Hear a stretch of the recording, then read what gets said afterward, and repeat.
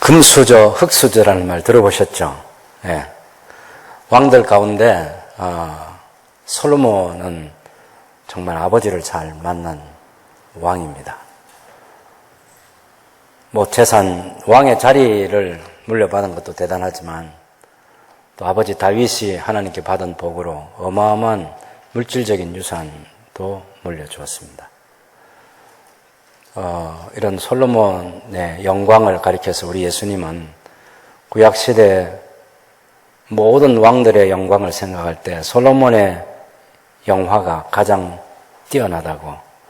그래서 마태복음 6장에 보면 들에 있는 백합화를 보여주시면서 그래도 이 꽃이 솔로몬의 영광보다 더 낫다. 그렇게 말할 때 비유로 사용됐던 영광이 솔로몬의 영광인 거죠.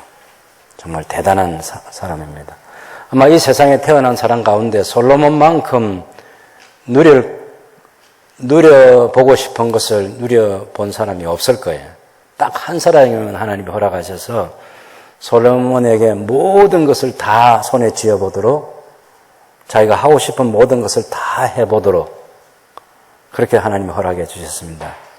그럴 때 솔로몬은 타락의 길로 걸어갔고 이제 말년에 하나님의 은혜로 다시 돌아와서 전도서라는 책 한 권을 남기고 다 헛된데 여호와를 경외하는 그것만이 가장 가치 있는 일이고 또 하나님을 경외하는 것이 사람의 본분이라는 글귀 하나를 제대로 남겨 주었습니다.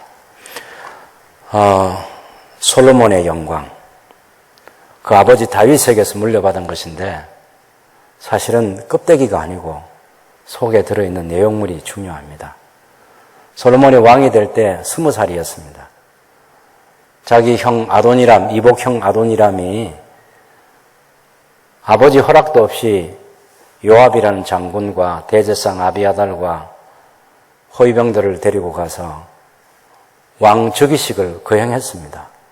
아도니아가 왕으로 선포되는, 다윗에게서 선포되는 것이 아니라 자기 스스로 왕이라는 것을 선포하는 거죠. 그때는 다윗이 몸이 찬지 더운지를 느낄 수 없는 그런 병든 몸이고 쇠약한 몸이고 죽음이 임박했을 때 아도니아가 반역을 한 거죠. 반역을. 무서운 것입니다. 그래도 압살롬처럼 아버지가 힘이 있을 때 반역한 것은 한번 싸워볼 수도 있지만 곧 죽음이 임박한 이런 다윗에게 반역한 아도니아의 반역은 매우 위험했습니다. 그리고 아도니아는 잘생겼습니다. 그리고 성품이 좋습니다. 아주 착한 범생이로 살았습니다. 그래서 우리가 아도니아에 대한 평가를 열왕기상 1장에 보면 아버지한테 꾸지람 한 번 듣지 않았습니다. 네가 왜 그런 짓을 했냐? 그런 말 한 번 들어보지 않고 살아온 왕자가 아도니아입니다. 그러니 그 사람이 왕이 되는데 하자가 하나도 없었습니다. 딱 한 가지 걱정되는 사람은 솔로몬입니다. 왕자들의 난이라는 거 있잖아요. 아도니아가 잔치를 벌이면서 다른 왕자들을 다 초청하고 솔로몬만 뺐습니다. 왜요? 자기 아버지 다윗이 솔로몬을 왕으로 세우려고 하는 것을 아도니아가 아는 거죠. 그런 솔로몬을 스스로 왕 즉위식을 갔는데 거기에 초대하지 않았습니다. 그러면 거기 이제 장군 중에 장군인 요압이 있죠. 대제사장 아비아달이 있죠. 가질 것 다 가졌습니다. 갖출 것 다 갖춘 거죠. 그런 아도니아가 왕을 선포했을 때 솔로몬에게 얼마나 큰 위기가 닥쳤겠느냐 하는 것은 상상을 초월하는 것입니다. 다행히 이 솔로몬에게 그래도 솔로몬 편에 서줄 수 있는 사람이 있습니다. 다윗에게 정말 신실했던 대제사장 사독이라는 대제사장이 있고 다윗 시대에 이 두 사람의 대제사장이 있는데 사독은 기브온을 중심으로 해서 기브온 산당에서 성막이 있는 곳입니다. 거기서 하나님을 섬기는 사람이고 아비아달은 예루살렘의 언약궤 곁에서 섬기는 사람인데 이 두 제사장이 다른 길을 선택하는 거죠. 사독은 다윗 편에 서 있고 결국 솔로몬 편에 선다는 얘기고, 아비아달은 유력한 그런 아도니아 편에 서게 된 것입니다. 요압 장군과는 비교할 수 없지만 브나냐라는 그런 장수가 솔로몬 편에 있긴 했습니다. 그래도 영향력으로 하면 비교할 수 없을 만큼 아도니아 세력이 월등하고 솔로몬은 아주 약한 사람들이었다, 그렇게 볼 수 있는데, 무서운 게 뭐냐면 이 솔로몬에게 있는 재산이 나단이라는 선자가 있었습니다. 나단의 선자는 여러분이 아는 것처럼 다윗 왕에게도 하나님의 말씀대로 다윗이 행하지 않을 때 직언을 할 수 있는 그런 선자가 나단이었습니다. 이 나단이 솔로몬 편에 있는 거죠. 다윗이 열왕기상 2장에 보면 죽을 때 유언을 합니다. 그 유언 속에는 두 가지 유언이 있는데, 하나는 신앙적인 유언으로서 모세 율법에 기록된 대로 다 지켜 행하라. 이것이 2장 1절에서 4절까지 하고 있는 중요한 유언입니다. 그런데 그 말씀, 계명과 규례와 법도를 따라서 살아야 된다, 이 신앙적 유언을 해주고, 또 나라는 정적이 될 그런 사람들, 요압이라든지 아비아달이라든지 또 사울이 속했던 그 베냐민 지파에 속한 늘 반역을 꿈꾸는 시므이가 있었는데, 그런 사람들을 어떤 정적이 될 만한 사람들을 처치하도록 그렇게 정치적인 유언도 합니다. 솔로몬은 왕이 되었을 때 즉각 아버지의 유언을 시행합니다. 그리고 그 말씀을 지켜 행하라는, 모세율법에 기록된 대로 지켜 행하라는 그 유언은 평생 가슴에 간직하고 살았던 사람이 솔로몬이다, 이렇게 말할 수 있겠죠. 중요한 것은 솔로몬이 그 위기를 만났을 때 자기가 나이 20살밖에 안 됐는데 자기 형 아도니람이 왕으로 선포된 그 위기의 순간, 만약 아도니람이 왕으로서 백성들에게 지지를 받게 되면 솔로몬의 생애가 얼마나 불쌍할지를 상상해보면 알 수 있는 거죠. 바세바가 낳은 5명의 아들 가운데 막내가 바로 솔로몬이었습니다. 그러니 나이도 어리고 자기 편에 서 있는 사람이 많지 않고, 그럴 때 큰 위기가 되는 거죠. 그런데 그 위기의 순간에 솔로몬 편에서 조언을 해주는 다윗 왕을 설득하는 바세바와 나단 선자가 있고, 솔로몬도 당연히 그 위기를 평소에 자기의 아버지의 아들, 다윗의 아들로서 늘 아버지가 무슨 생각을 하고 있는지, 아버지가 무슨 꿈을 꾸는지, 아버지가 어떤 하나님 말씀을 가까이 하고 있는지, 아버지가 어떤 기도를 하고 있는지, 그런 것들을 늘 곁에서 지켜보면서 또 배우면서 자라난 사람이 솔로몬이다, 그렇게 말할 수 있겠죠. 오늘 우리가 읽은 이 열왕기상 8장을 보면 솔로몬이 잠깐 본문 한번 보시죠. 거기 보면 먼저 성전 건축을 하고 봉헌사를 합니다. 봉헌사. 그 봉헌사를 할 때 우리가 지금 솔로몬의 기도는 8장 22절부터 54절까지고 8장 3절에서 이스라엘 장로들과 제사장들이 다 모여서 이제 언약궤를 성전에다가 안치하고, 그리고 이 성전 건축에 대한 봉헌사를 합니다. 12절에서 21절까지가 봉헌사라고 할 수 있겠죠. 거기 12절 여러분 한번 보십시오. 거기 보면 그때에 솔로몬이 이르되 여호와께서 캄캄한 데 계시겠다 말씀하셨사오나 내가 참으로 주를 위하여 계실 성전을 건축하였사오니 주께서 영원히 계실 처소로소이다. 얼굴을 돌이켜 이스라엘의 온 회중을 위하여 축복하거나 그때 이스라엘의 온 회중이 서 있더라. 왕이 이르되 이스라엘의 하나님 여호와를 송축할지로다. 여호와께서 그 입으로 내 아버지 다윗에게 말씀하신 것을 이제 그 손으로 이루셨도다. 이러시기를 내가 내 백성 이스라엘을 애굽에서 인도하여 낸 날부터 내 이름을 둘 만한 집을 건축하기 위해 이스라엘 모든 지파 가운데에 아무 성읍도 택하지 아니하고 다만 다윗을 택하여 내 백성 이스라엘을 다스리게 하였노라 하시니라. 내 아버지 다윗이 이스라엘의 하나님 여호와의 이름을 위하여 성전을 건축할 마음이 있었더니 여호와께서 내 아버지 다윗에게 이르시되 네가 내 이름을 위하여 성전을 건축할 마음이 있으니 이 마음이 네게 있는 것이 좋도다. 그러나 너는 그 성전을 건축하지 못할 것이요 네 몸에서 낳을 네 아들 그가 내 이름을 위하여 성전을 건축하리라 하시니라. 이게 이제 솔로몬이 사실 어릴 때 알게 된 사실이에요. 이제 여호와께서 말씀하신 대로 이루시되 시로다 내가 여호와께서 말씀하신 대로 내 아버지 다윗을 이어서 일어나 이스라엘의 왕위에 앉고 이스라엘의 하나님 여호와의 이름을 위하여 성전을 건축하고 내가 또 그곳에 우리 조상들을 애굽 땅에서 인도하여 내실 때에 그들과 세우신 바 여호와의 언약을 넣을 궤를 위하여 한 처소를 설치하였노라. 이게 이제 성전 건축에서 지성소에다가 언약궤를 이제 거기다 두게 된 그 배경에 대해서 얘기하는 거죠. 여기 솔로몬이 하고 있는 중요한 말이 뭐냐면 내 아버지 다윗이 하나님의 이름을 위해서 성전을 건축할 마음이 있었는데 하나님께서 그 마음만 좋게 받아주시고 성전 건축의 사명은 솔로몬에게 맡기겠다 이렇게 한 내용입니다.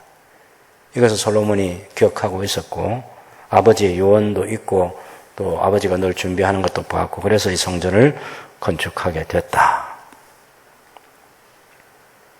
하나님께서 말씀하신 대로 하나님께서 제 아버지 다윗에게 말씀하신 대로 제가 성전을 건축하게 됐습니다. 이 얘기를 솔로몬이 하고 있는 거죠. 그러면 여러분 생각해 보십시오. 자, 아도니아가 반역을 일으켰습니다. 성전을 건축할 사명은 솔로몬에게 있어요.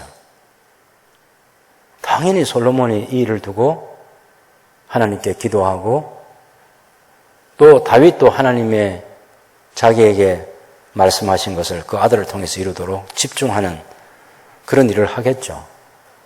그렇게 해서 그 위기를 벗어나서 마침내 성전을 건축하게 되고 그것을 하나님께 바쳐드리는 그런 봉헌식을 하게 됐다는 이야기를 하고 있습니다. 생애 가장 큰 위기가 솔로몬에게 있었다고 하면 왕이 되느냐 마느냐 그 중요한 시기라고 말할 수 있겠죠.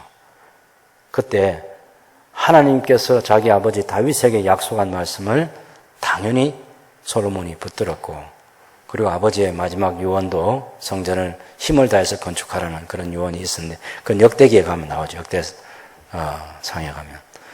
그래서 이제 그 유언대로 자기가 이제 성전을 건축하게 됐다는 사실을 하나님께 또 말씀드리고 또 백성들에게도 그 과정을 얘기를 해서 알게 하는 이 중요한 대목입니다. 그러면 우리가 이런 생각할 수 있겠죠. 솔로몬이 물려받은 유산이 당연히 금, 물질적인 거죠. 왕의 자리. 그거 굉장히 중요한 것이라고 생각할 수 있는데 그것이 정말 중요한 게 아니라 정말 솔로몬이 유산으로 받은 것은 자기 아버지 다윗이 가지고 있는 신앙생활의 모든 것입니다. 자기 아버지 다윗이 하나님 말씀을 얼마나 사랑하고 사모하는지 20년을 지켜봤습니다. 다윗이 썼던 시편의 73편이 다윗이 지은 시인데 신약에서 두 개의 시편 2편과 95편을 다윗이 썼다고 말하기 때문에 75편이 다윗이 지은 시인데 그 시 속에 다윗이 하고 있는 기도의 내용들 보면 다 모세오경 속에서 하나님께서 하시고 싶은 제사장나라, 하나님의 나라를 위해서 찬송하고 기도하는 거예요.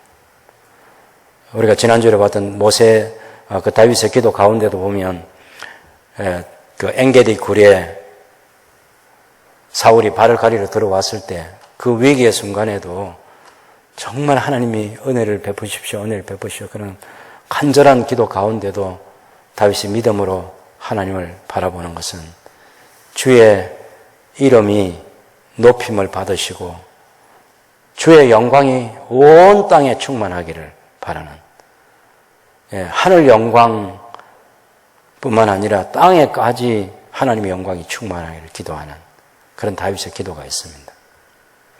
그것이 20대 청년 시절의 다윗의 기도예요. 다윗은 자기 아버지 이새에게 그 신앙적 유산을 물려받은 사람인데 얼마나 철저하게 아버지 이새가 말씀으로 아들을 양육했으면 아버지 품을 떠나서 20세부터 30세까지 사울왕, 자기 장인어른이기도 한 사울왕이 죽이려고 하는 그 위험을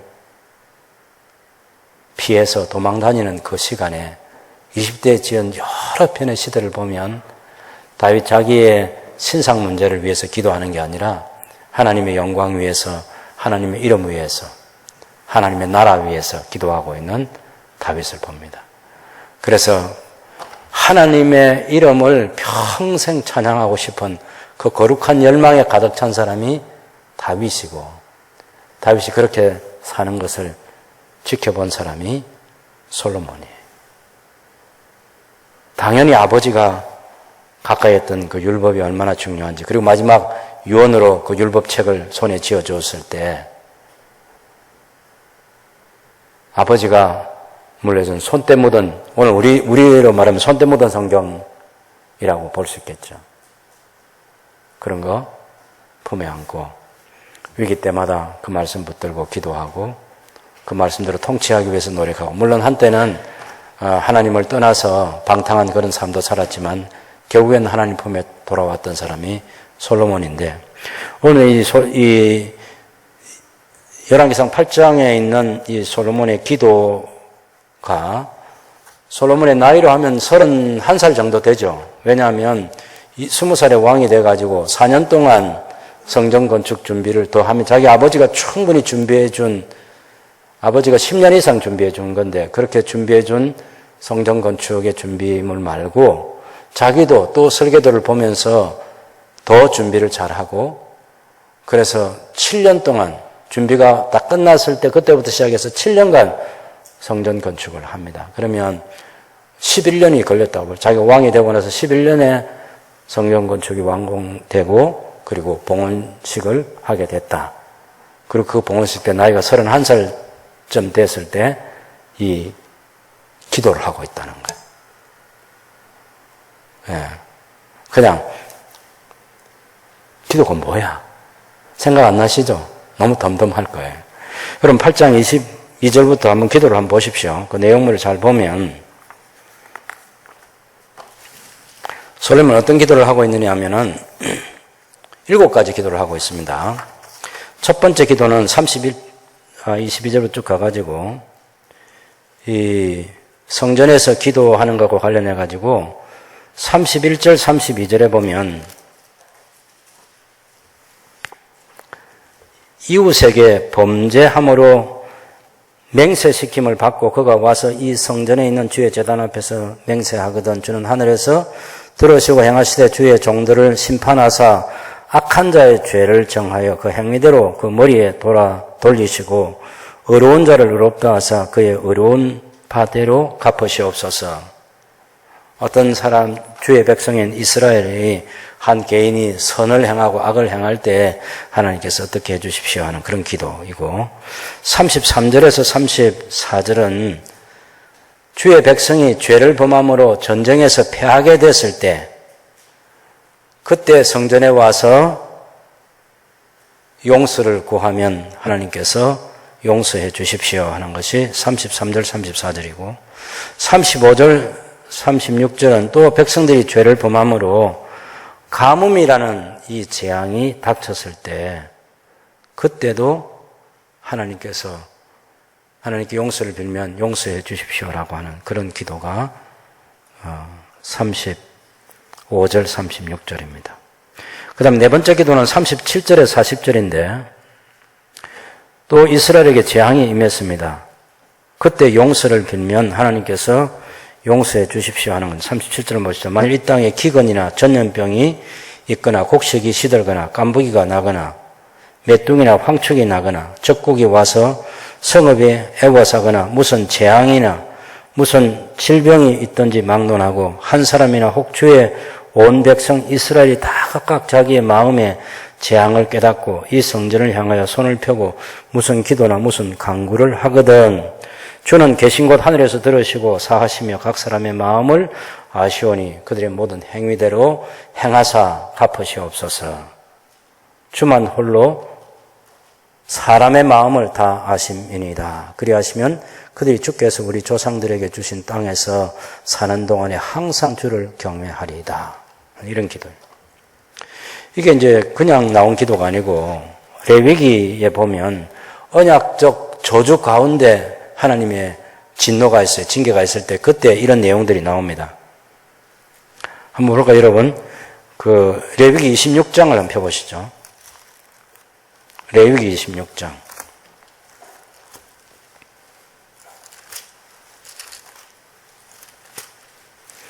창세기, 출애굽기, 레위기, 민수기, 신명기, 모세오경이라는 5권의 책인데 이걸 얼마나 가까이 했는지 알 수 있습니다.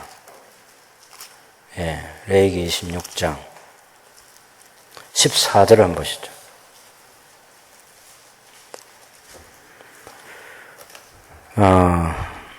너희가 내게 청종하지 않으면, 앞에는 13절까지는 하나님의 말씀을 따라 살면 복을 받는다는 것이고 14절부터는 불순종하면 저주를 받는다는 내용입니다. 16절에 내가 이같이 너희에게 행하리니 곧 내가 너희에게 놀라운 재앙을 내려 폐병과 열병으로 눈이 어둡고 생명이 쇠약하게 할 것이요 너희가 파종한 것은 헛되리니 너희의 대적이 그것을 먹을 것이며 내가 너희를 치리니 너희가 너희의 대적에게 패할 것이요 너희를 미워하는 자가 너희를 다스릴 것이며 너희는 쫓는 자가 없어도 도망하리라. 또 만일 너희가 그렇게까지 되어도 내게 청종하지 아니하면 7배나 더 징벌을 하는데 19절에 보면 너희의 하늘을 철과 같게 하며 너희 땅을 녹과 같게 해서 비를 안 내려준다는 얘기입니다. 그 다음에 21절에 보면 나를 거슬려 내게 청종하지 아니할진대 내가 너희의 죄대로 너희에게 7배나 더 재앙을 내릴 것이라. 그 다음에 23절에도 그래서 그 7배나 더 벌을 내리면 22절에 보면 내가 들짐승을 너희 중에서 보내리니 그것들이 너희의 자녀를 움키고 너희 가축을 멸하며 너희의 수요를 줄이리니 너희의 길들이 황폐하리라. 그래도 회개하지 않고 악을 하나님 대항하면 또 24절을 보면 7배나 또 벌을 더 주죠.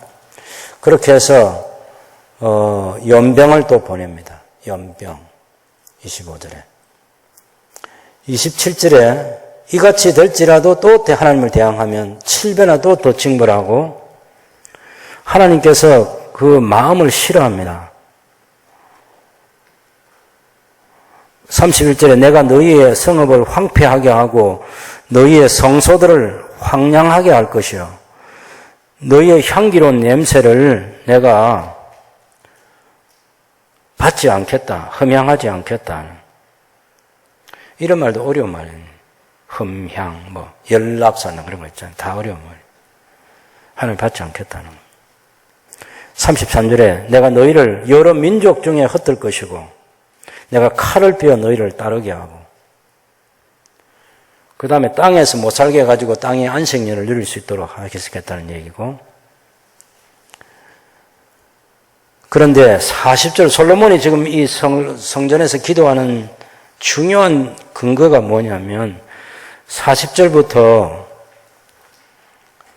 45절까지 보면 이런 어려운 징벌을 받아가지고 벌을 받을 때 하나님께 회개하면 용서해 주시겠다는 그런 말씀이에요. 그래서 이 성전을 향하여 기도하면 하나님 들으시고 용서해 주시고 회복시켜 주시고 구원해 주십시오 하는 그런 기도를 하고 있는 거예요. 그 기도의 내용도 레위기의 말씀과 또 신명기 28장에도 똑같은 말씀이 있어요. 예, 신명기 28장, 29장, 30장에 보면 그런 하나님의 징벌에 대한 말씀과 회복에 대한 말씀이 있는데 그것들 다 지금 솔로몬이 가슴에 간직하고 이런 기도를 할 수 있는 거죠. 이것이 지금 솔로몬의 기도가 예사 기도가 아니라는 사실을 알 수 있고, 다시 열왕기상 8장에 돌아가서 솔로몬의 기도 가운데 41절부터 한번 보시죠. 이거 너무 중요한 기도이기 때문에.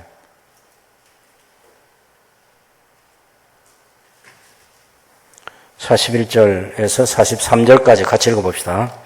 또 주의 백성 이스라엘에 속하지 아니한 자, 곧 주의 이름을 위하여 먼 지방에서 온 이방인이라도 그들이 주의 크신 이름과 주의 능한 손과 주의 펴신 팔의 소문을 듣고 와서 이 성전을 향하여 기도하거든 주는 계신 곳 하늘에서 들으시고 이방인이 주께 부르짖는 대로 이루사 땅의 만민이 주의 이름을 알고 주의 백성 이스라엘처럼 경외하게 하시오며 또 내가 건축한 이 성전을 주의 이름으로 일컫는 줄을 알게 하옵소서. 이방인이 와서 기도하거든. 이거 어디서 이방인이 기도할 수 있다는 것, 어디서 희망을 가지겠습니까? 창세기 12장 1절에 3절까지 보면 하나님께서 아브라함을 부르실 때 아브라함의 이름을 창대케 해주고 아브라함으로 한 민족을 이루게 하고 그리고 아브라함의 씨를 통해서 모든 민족이 복을 받게 하시겠다는 말씀이 있죠. 당연히 솔로몬의 시대에 이스라엘 말고 이방인이라고 불리는 사람, 아니 이방인이 하나님께 나와서 기도할 수 있다는 이 마음을 품는 것은 쉬운 마음이 아니에요.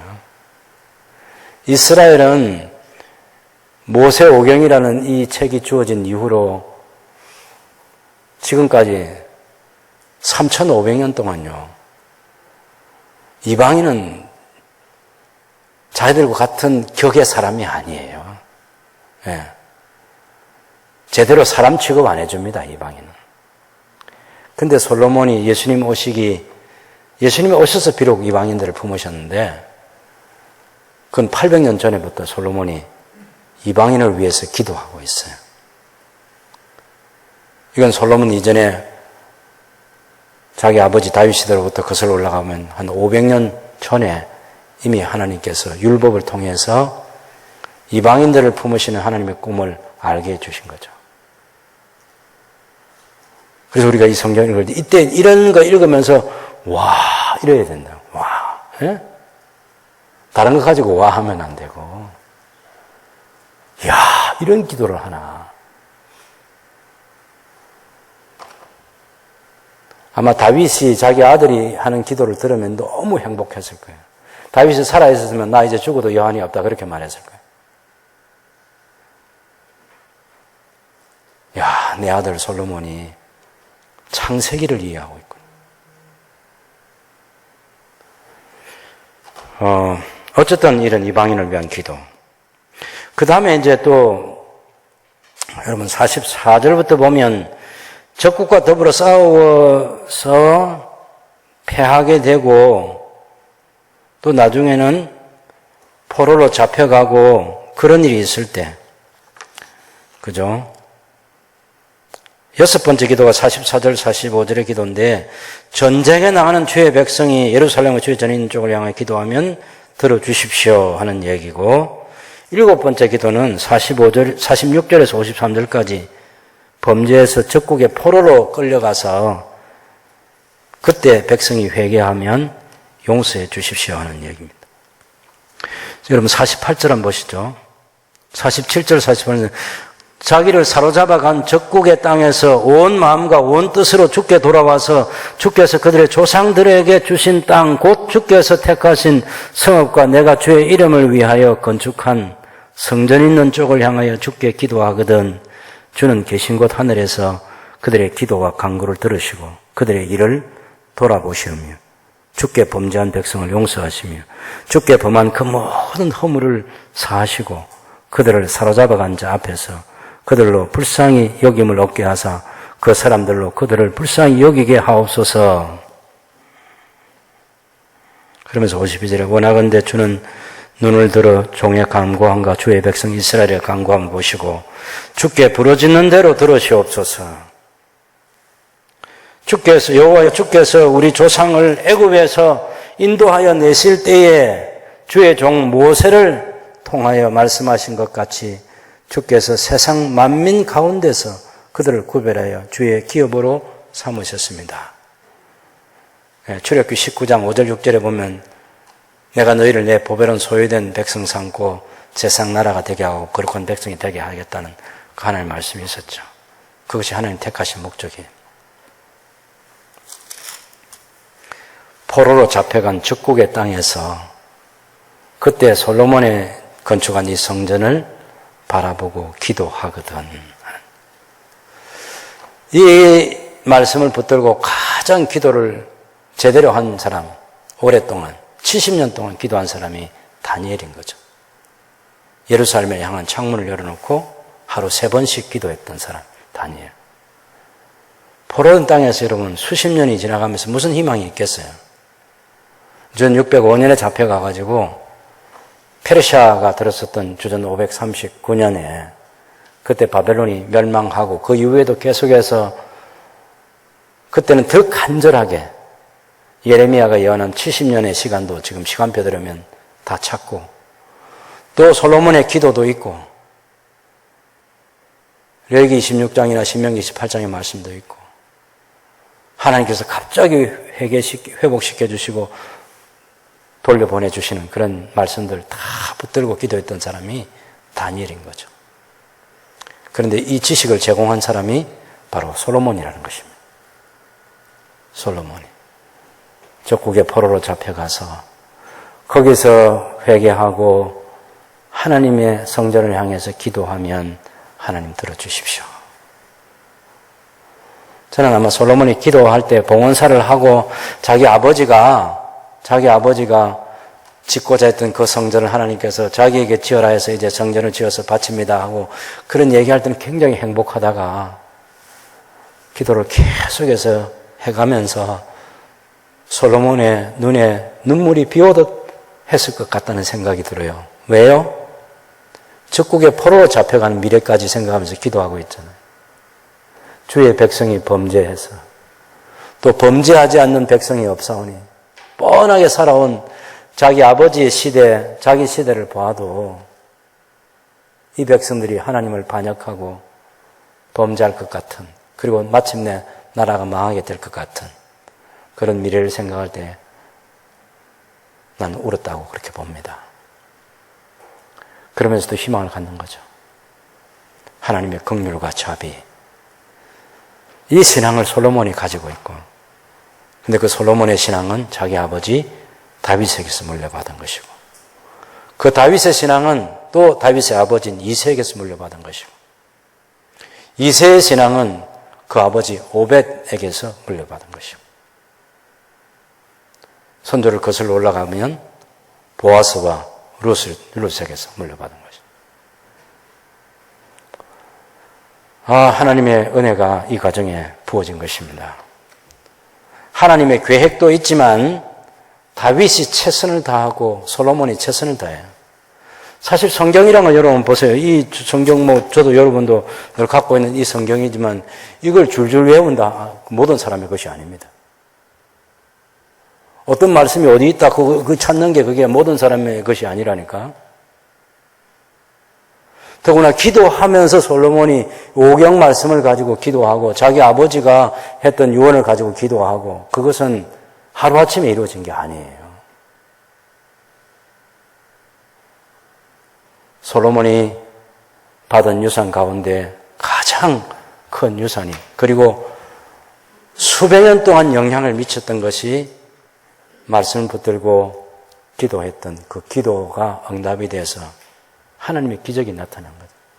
여러분 바벨론 포로로 잡혀간 사람들이 어떻게 돌아옵니까? 그건 불가능한 얘기예요. 바벨론 제국의 문명이라고 하는 것은 여러분 지금도 아마 우리가 유튜브에 들어가면 바벨론 제국의 바벨론 성에 대한 그런 것들을 얼마나 정말 화려하고 웅장하고 520년의 아수르 제국의 역사를 생각하면서 바벨론 제국은 그보다 훨씬 더 긴 역사를 갖기 위해서 뭘 해야 되는지 바벨론 성을 건축하고 인재를 키워가지고 인재를 등용하고 하는 그 느부갓네살의 꿈이 있었잖아요. 그런 것들이 다 이제 사라지게 되는, 인간의 가능성 속에는 없었지만 하나님의 시간표를 딱 정해놓은 70년대로 성취되는 것인데, 그 기적을 만드는데 솔로몬의 기도가 있는 거죠. 기도가 하나님의 기적을 이 세상에 나타나게 하는 하나님의 도구입니다. 우리가 그 통로로 쓰임받을 수 있다는 거죠. 우리 기도의 공식 5가지를 할 때, 첫째는 기록된 하나님의 말씀을, 성경을 알아라는 것이다. 왜냐하면 아는 것만큼 믿을 수 있고 아는 것만큼 기도할 수 있습니다. 절대로 지식이 없이는 솔로몬이 이런 기도 못하는 거죠. 그래서 아는 게, 말씀을 아는 게 중요하고, 두 번째, 내 현실 문제가 아무리 어려워도 포기하지 않는 거예요. 솔로몬이 자기의 형 아도니람이 왕이 됐다는 소식을 들을 때도, 그때도 아버지 다윗이 가지고 있는 그 꿈이 자기를 통해서 성취되어야 하는 거죠. 다윗의 꿈이 뭡니까? 성전을 건축하는 건데 자신이 짓지 못하고 자기 아들 솔로몬이 짓는 거예요. 당연히 그것이 자격이 이루어져야죠. 그런 하나님의 약속을 붙드는 것입니다. 그래서 현실 문제를 정확하게 되면, 내가 가지고 있는 이 문제가 지금 뭐지? 아무리 어려운 것이라도, 인간적으로는 낙심될 만한 그런 일이라도 포기하지 않는 거예요. 하나님의 말씀을 가지고 내 현실 문제를 비춰보는 것입니다. 아, 내 문제? 말씀 속에서 이런 해답이 있구나. 그리고는 그 말씀 붙들고 기도하는 거죠. 그러고 나서 하나님께서 응답해 주셨는데 잊어버리는 것이 아니고 하나님께 영광을 돌려드리는 것입니다. 솔로몬은 정확하게 그렇게 자기의 삶을 살았습니다. 실제로 솔로몬의 기도가 성취되는 그 과정도 보면, 지금 여기 41절에서 43절까지 이방인을 위한 이 기도도 솔로몬이 기도하고 나서 그 시대에 이루어집니다. 2000km쯤 떨어져 있는 스바 여왕이 솔로몬을 방문하지 않습니다. 스바 여왕이 방문해가지고 깜짝, 자기가 올 때 솔로몬의 지혜가 얼마나 놀라운지를 들었는데, 스바 여왕의 고백에 의하면 자기가 들은 것의 절반도 미치지 못한다, 이렇게. 솔로몬 지은 성전, 솔로몬 지은 왕궁, 그 계단 하나만 봐도 주변에 둘러선 사람들이 얼마나 복된지를, 그리고 스바 여왕의 입에서 여호와를 찬양하는 것을 봅니다. 그런 것들을 보면 이 솔로몬이 정말 하나님께 구하고 응답되고 영광을 하나님께 돌리는 그런 장면들을 우리가 볼 수 있습니다. 한번 그 스바 여왕의 기도를 보면요,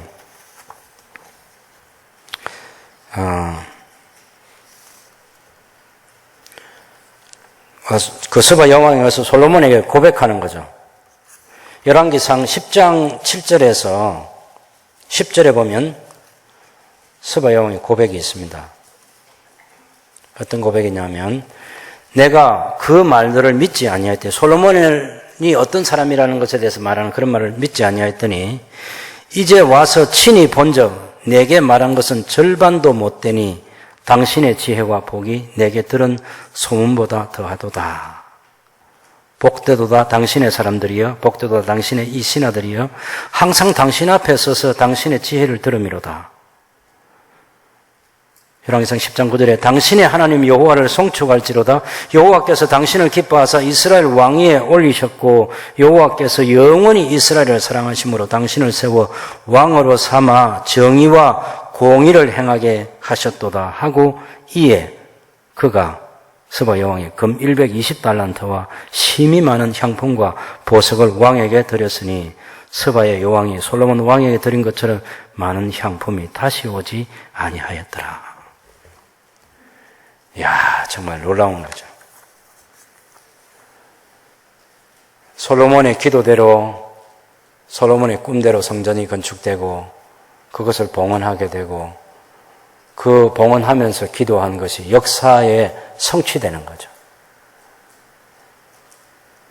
그래서 이방인들을 위한 이 기도가 이 솔로몬 전체 기도의 가장 그 정점이라고 말할 수 있겠습니다.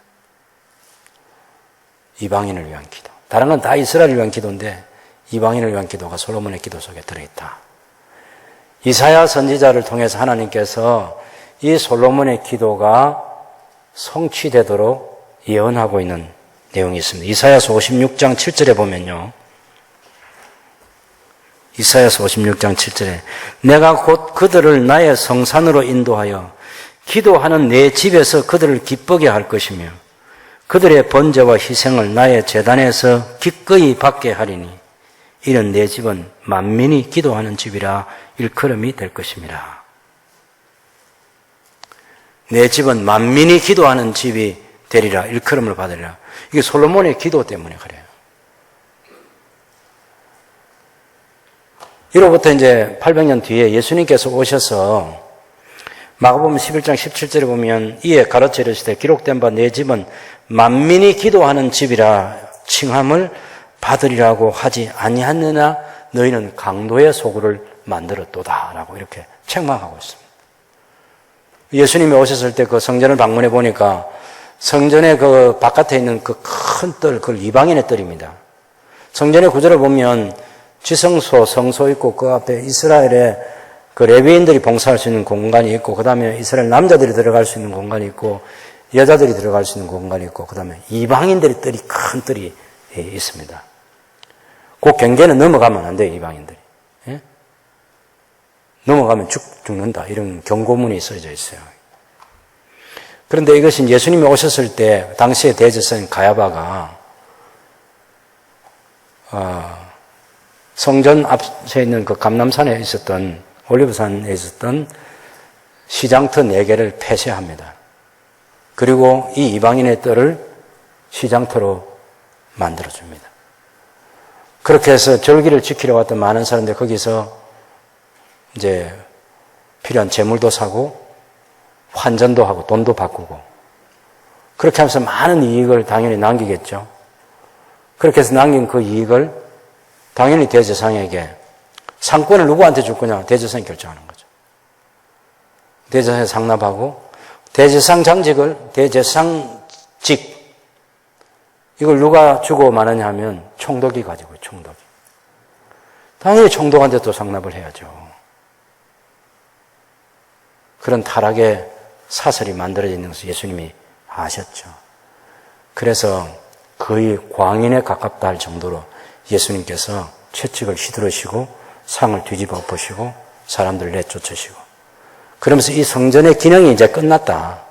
성전이 이방인들을 위해서 기도할 수 있는 공간이 그대로 유지되어야 되는데 이방인들이 기도하지 않는 이 성전은 더 이상 성전으로서의 가치가 없는 것이다 해가지고 예수님께서 이 성전이 돌 위에 돌 하나도 남지 않게 될 것이라고 주님이 선언하셨습니다.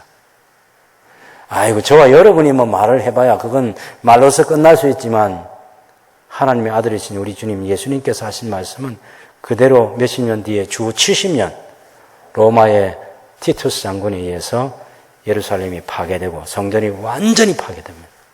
흔적도 없이 사라집니다. 그때부터 지금까지 성전은 없습니다. 결국 솔로몬이 기도한 것은 자기 아버지를 통해서 배웠던 그 말씀을 자기도 사랑하고 자기 아버지가 기도하던 그것을 자기도 기도하고 그래서 자기가 위기를 만났을 때도 그것을 포기하지 않고 붙들고 기도했고 하나님께서는 응답해 주셨고 영광을 하나님께 돌리게 된 거죠. 그래서 성경이라는 이 책이 옛날 뭐 오래된 그런 책으로서 고전으로서 읽혀지는 것이 아니라 우리의 삶에 지금도 살아있는 하나님의 말씀의 권위로 우리에게 다가오고 있기 때문에 말씀을 대면하면서 곧바로 하나님을 대면하고 말씀을 가지고 희망도 가지고 어떤 일이 있어도 희망을 가져야죠. 코로나도 말씀 때문에 희망을 갖는 거예요. 왜냐하면서 하나님이 우리에게 새로운 이런 환경을 이것 또한 하나님이 허락하셨는데 이 위기를 우리가 벗어나는 게 필요하죠. 이렇게 세상이 계속될 것이다라고 그렇게 생각할 필요는 없을 것 같습니다. 어쨌든 율법서에 나타나는 하나님의 징계 가운데 이 병이라는 게 있어요. 여러 가지 질병, 전염병, 또 기근, 칼, 또 전쟁이 일어나서 포로로 잡혀가는 거 그런 것도 다 있는데 이걸 일반화시키는 것은 우리가 조심해야 되는 거지만 세상에 일어나고 있는 그 어떤 일도 하나님이 허락하지 않으신 것이 일어나지 않는다고 저와 여러분은 믿습니다. 그런데 이것이 어두운 역사의 이런 모습으로 끝나는 것이 아니라 하나님께서 당신의 나라를 분명히 완성하실 것이고 구약시대에 시작된 그 제사장나라가 예수님이 오셨던 하나님의 나라 안에 담겨 있고 그래서 한 민족을 통해서 세계 모든 민족을 복주려 하시는 하나님의 꿈이 그것을 예수님께서도 솔로몬의 기도가 이방인을 위한 기도가 있었지만 예수님도 승천하시기 전에 제자들에게 너희는 가서 모든 족속으로 제자를 삼으라 아버지와 아들과 성령의 이름으로 세례를 주면서 내가 너희에게 분부한 모든 것을 가르쳐 지키게 하면서 볼지어다 내가 세상 끝날까지 너희와 함께 있겠다고 말씀하실 때 그때 그 모든 민족은 이미 여호와께서 아브라함을 부르실 때 세상 모든 민족이라는 말씀을 하시는데 그 민족인 것이고 그것이 이제 오경 속에 담겨 있는 매우 중요한 하나님의 나라의 내용물입니다, 사실은. 그래서 우리가 지금 이 시대도 세계 선교를 위해서 일방을 위해서 기도하는 것도 똑같이 말씀 붙들고 말씀이 있기 때문에 기도하는 거죠. 말씀에 그런 약속이 없으면 뭐 때문에 기도합니까? 하나님 나라가 완성되어야 되겠습니다. 여러분 솔로몬의 기도 가운데 계속 언급하는 중요한 어구가 있는데 뭐냐면 우리가 전에는 애굽 땅에서 종되었던 삶을 살았는데 하나님께서 우리를 인도해 주셨습니다. 구원해 주셨습니다. 그리고 출애굽시켜서 주의 기업이 되게 해주셨습니다. 그 말을 잊지 않고 계속 반복하는 이유는 그 좋은 잔칫날에 뭐 과거 이야기를 끄집어내가지고 종되었던 삶, 우리 신분이 옛날에 노예였다. 여러분 이거 자랑스러운 거 아니잖아요. 예? 여러분이 지금 왕의 자리에 올라 있는데 우리 조상이 옛날에 무슨 노예였다든지 모섬살이를 했다든지 그런 이야기 할 사람 없잖아요. 솔로몬이 왜 어두운 과거 이야기를 끄집어냅니까? 그런 노예였던 우리 조상들을 하나님이 부르셔서 주님의 기업을 삼으시고 세상 나라 사명을 주셨는데 앞날에 이 사명 감당하는 사람 되겠습니다. 감당하는 민족 되겠습니다. 그것을 하나님께 다시 약속하는 것이죠. 지난날의 반성도 있고 앞날에 또 그렇게 살겠다는 다짐도 있고 우리가 당연히 예수님 말씀 붙들고 모든 민족 제자 삼으라 했는데 온천에 다니면서 복음 전하라 했는데 아직 다 못한 거 있으면 하는 이 하나님의 꿈을 완성하고 싶습니다. 당연히 기도해야 되는 것이고 우리와 우리 자녀들이 앞서간 신앙의 선배들이 했던 아브라함이 했던 기도,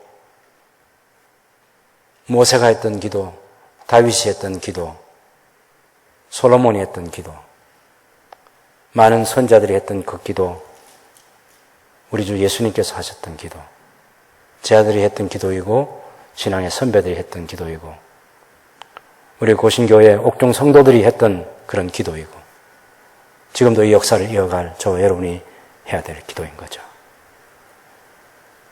여러분 낙심하지 맙시다. 어떤 경우에도 포기하지 말고 하나님의 나라를 위해서 희망을 가지고 꿈을 꾸고 기도하고 응답받고 영광을 하나님께 돌려드릴 수 있는 저와 여러분의 삶이 될 수 있기를 바랍니다. 찬송하겠습니다.